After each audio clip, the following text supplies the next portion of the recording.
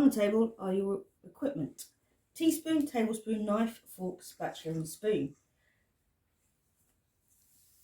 So just to make sure you know what they are. First of all, teaspoon.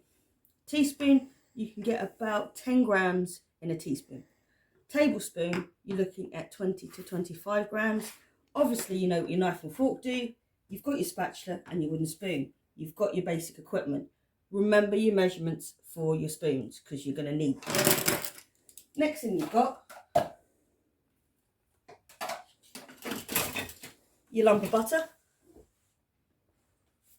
your icing sugar and your plain flour.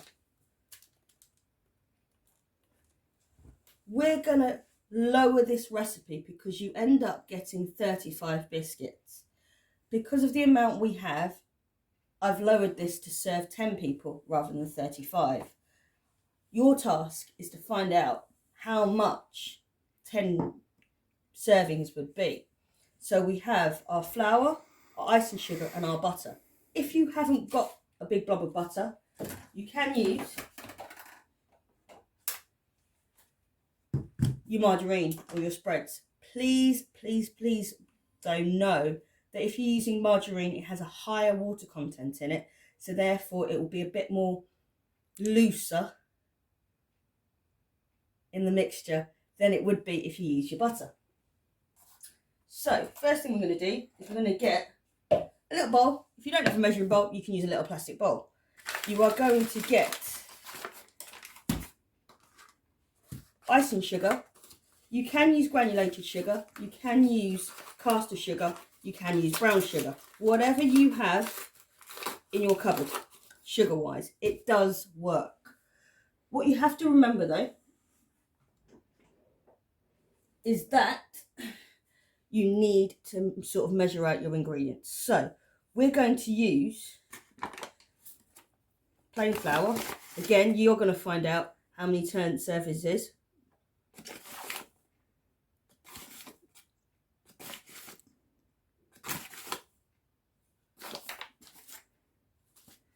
The next one is going to be your icing sugar.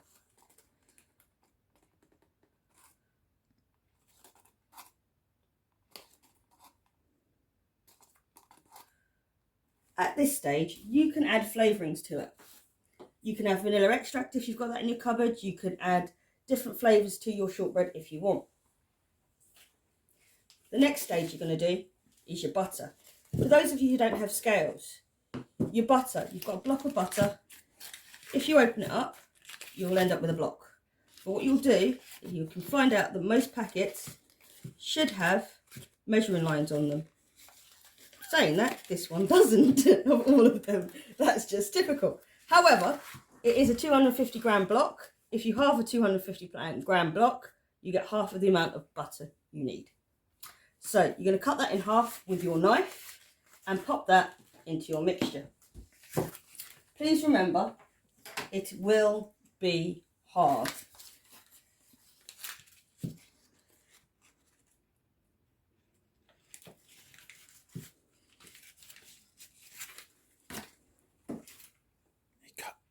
When you've cut your butter, you should be able to, if it's straight from the fridge, it will work better for this method. If it's left out, you can use it and beat the butter in when it's soft. If you find you want to be a bit lazy, you can pop it in the microwave for about 5 seconds, let it melt, or put it in a glass, put that glass in hot water and let it melt and soften up. So you've cut it into your little bits. Make sure you have washed your hands before you start. Make sure you do not have nail varnish on or false nails for this bit, because you don't want to find a nail in your mix. You don't want to have rings on because it's going to get stuck in there and it's going to look yucky and be quite gross really. You get your butter, you pop it in. This is called rubbing in. Fingers with butter, you slowly rub in with your fingertips, just your fingertips, because the palm of your hands are really, really warm. You don't want to overheat or really, really melt the butter all the way down, especially with biscuits. So you're going to rub it in, all the chunks of butter, and mix it together with your fingertips. If you are using granulated sugar or if you're using caster sugar, you will feel the sugar mix in your fingertips. Whereas I'm using icing sugar a bit in here, so you will find it's really floury.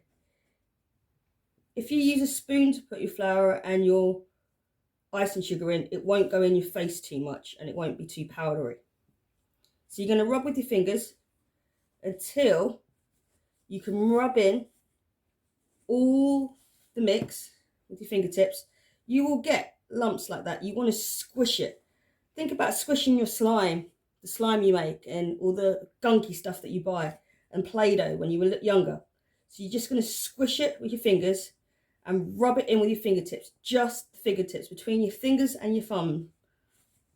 So you're just going to keep rubbing in until you get like a breadcrumb sort of feel to it. So it turns into a little breadcrumby feel, and then it will start coming together. If you find you don't want to get your fingers involved, you can cheat, use a spoon if you wish, or not to be so messy, you can get a knife and you can stir it around with the knife so you're not touching it, but that does take a little bit longer. The rubbing in method would really make your biscuits nice and smooth and crumbly with all the mix coming together. So what you're going to do is going to make sure it's all breadcrumby.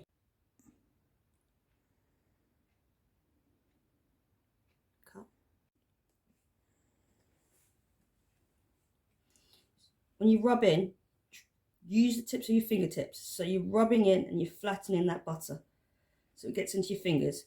Grab another lot and you can do it like that. Be really fancy if you want. Make sure you do it in the bowl. I have to do it this way so I can show you what it starts looking like. You'll find it starts coming together bit by bit. The butter starts coming out into the flour and you'll find you'll get like a breadcrumby mix. Lots of biscuits start off this way before you put the egg in so it binds really well. So what you'll find is it will start binding together a bit more, but you might find you're not sure whether you've mixed it properly or not, and if there's any bits of butter left or if it's mixes of dough. So sometimes you can just about see the butter coming through and sometimes you can't. So what you'll do, I'm just going to scrape my fingers off for a second, you shake the bowl and you will find, if you're using granulated sugar as well, you'll find the butter will come to the top.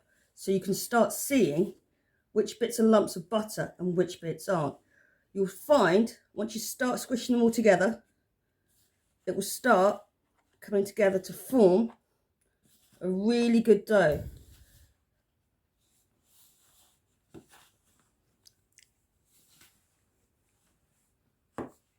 So what you'll find is it will come together like a nice dough. What you have to do then, once it starts coming together, so what you'll find is that you'll get it stuck to your hands. If that happens, rub your hands together, get as much as you can off. You might want to have a tiny amount of flour at your side. Put the flour on your hands and then just rub the excess butter and fat off of your fingers, and you'll find it doesn't go all greasy and you'll end up making it easier for you to bind the rest of your ingredients together, so then you're not putting chunks of fat and chunks of butter into the sink. So you'll find you can just rub your fingertips together and a lot of it will come off, so you're not wasting your ingredients, and you'll see it will start flaking off.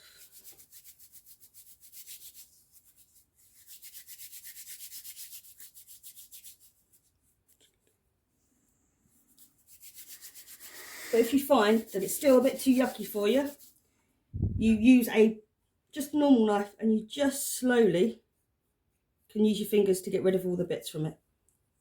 The back of the knife is probably the best bit, so don't use the blade. So you can get between your fingers if you want to. And you just then, fingers again, you can slowly bind it together. So you get a nice dough, and as you can see, it's come together as a bit more of a dough. So you might end up with bits at the bottom of the bowl. And because I put a little bit more flour in, I'm just going to bind it together so you can see it's really short crust and it's really short, which means it's going to be really, really soft and crumbly. You want to make sure it's nice and crumbly. You don't want to overhandle your dough.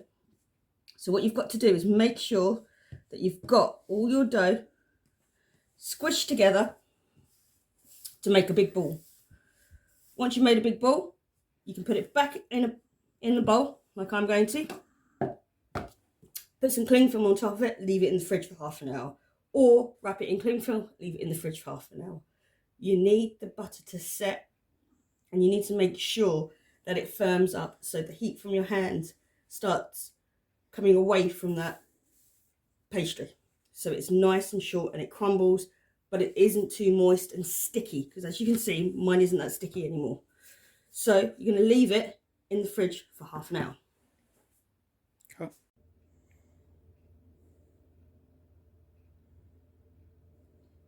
Right, this one's come out of the fridge about half an hour. It is really cold, and you will find it's still quite stiff to use, which is what you want. You don't want to overhandle it because of the heat of your hands. You can see with my hands, they're already quite red. That means I've got heat in my hands as well, and it's really quite warm. You don't want to overwork it either. So what you're just going to do, forgot to mention, the other thing you might need is a rolling pin. If you do not have a rolling pin, you can cheat. You can get a baking tray, flatten it out with your hands,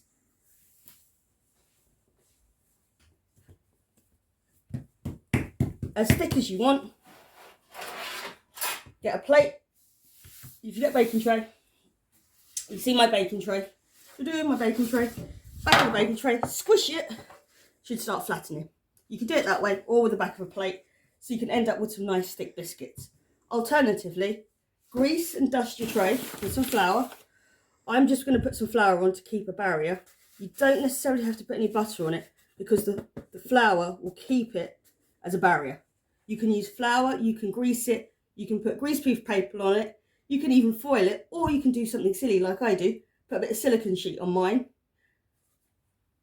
like so. My silicone sheet, which is my baking sheet, so I don't have to keep using greaseproof paper. Because it's already now quite hard pastry, going back to this, you can roll, do it in one direction. If you're going to go down, you go down. If you go up and down, you'll find that pastry at some point, as it starts to move, it might start sticking, as you can see, to the rolling pin. You don't want that to happen. So you want to be quite gentle with it. So you want to go in one direction, either all the way down, so you get a nice smooth finish, and then you want to go to the sides if you want to make it a bit bigger, like so. Please remember to dust your surface. All right, so you can use cutters if you wish. You can get your knife again. You can cut your shapes out. So you want to keep it quite thick. So you can see it's quite thick. If you keep it quite thick, you get a really nice biscuit. If it's really thin, you won't. So a lot of ways to cheat if you don't have cutters is to cut the edges off. You can use, if it's quite thick, you'll see it should just pull off. So you should have coating there, and it should be quite flat, so it's a nice piece of pastry. You can go back to your tin, put it straight on the pastry tin. You can reuse the other bits as well, so I'm just going to do that in a second. You can make with your knife a cut along it to whatever shapes you like. You can also do it with cutters, but be warned, the fun you have with cutters means it's out for longer, and the butter will start heating up and make it really sticky pastry. So you want to work with it as quickly as you can. So I'm going to cut these into little shortbread biscuit sort of sizes, like rectangles, easier to hold.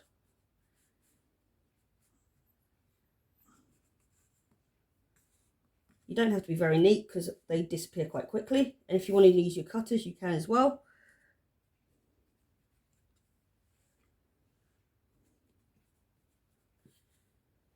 Some of them have turned into squares, unfortunately, but you can see you've got your biscuit shapes. You then turn to use your fork the prongs on your fork, you can make little shortbread, make them into Scottish shortbread pattern designs. You can put little designs on them however you want with a fork.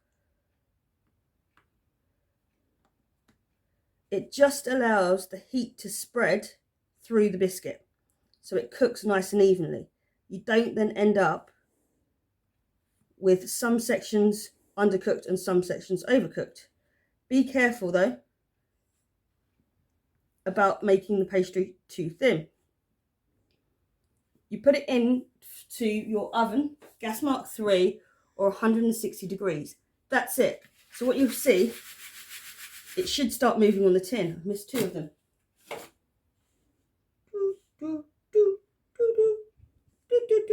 There you go. So you've got your little sort of shortbread pattern going on there. That goes in the oven. You need to make sure it's on a gas mark 3 or 160 degrees only for about 10 minutes. You do not want them to go too dark. You need to make sure they are in a preheated oven. The oven needs to be on for about 20 minutes before you put these biscuits in. All right, so I'm going to put these in the oven now, and then we're going to do a 20-minute wait, and we'll see how they come out. Right, these have literally just come out of the oven. You do not want to touch them because they need to have a bit of breathing space. What you'll find is that they are still really hot. Use one of these. It's called an oven glove. Do not use one of these, your hand. You will get burnt. Try not to use a tea towel either. Try and have an oven glove or an oven mitt or somebody who can take it out of the oven for you. Okay? Because if not, you might end up burning yourselves. Please remember, don't eat these straight away. They are piping hot. They need time to rest. So they were in the oven for 15 minutes. They've got this golden colour, and you can see just here where I've done, and I've cut down those lines where they've come together. Just, you will find some of them are nicely brown around the edges, and the middle ones are going to be really nice and chewy to eat, like a really nice shortbread melt in the mouth. You must leave them to rest for 5 minutes before you start touching them. Also, if you have one of these, spatula, it's a spatula. Do not use it on a baking tray. I've seen that happen. Told to go and use a spatula, and that melts. Please don't. You will need something called a fish slice or a palette knife. Some of you might have one of those. If you don't, you will find one of these will work. Barbecue set. You can use one of these from a barbecue set. They are huge, but they work beautifully. Alternatively, you can have a plastic version, but be careful with the plastic versions because, again, they can break.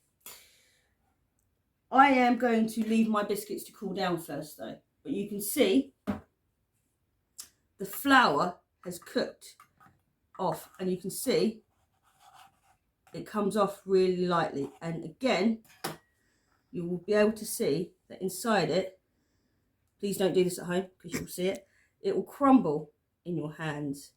And imagine that crumbling as a biscuit when you bite into it. That's what shortbread's supposed to do. All right, I'm going to put my crumbs back on there.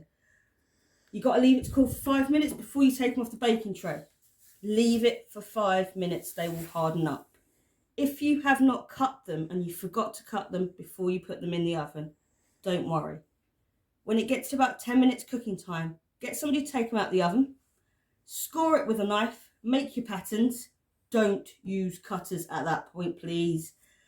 Make your patterns on it with a knife and fork, cut it, put it back in the oven for 5 minutes, and then come out and put it on a cooling tray.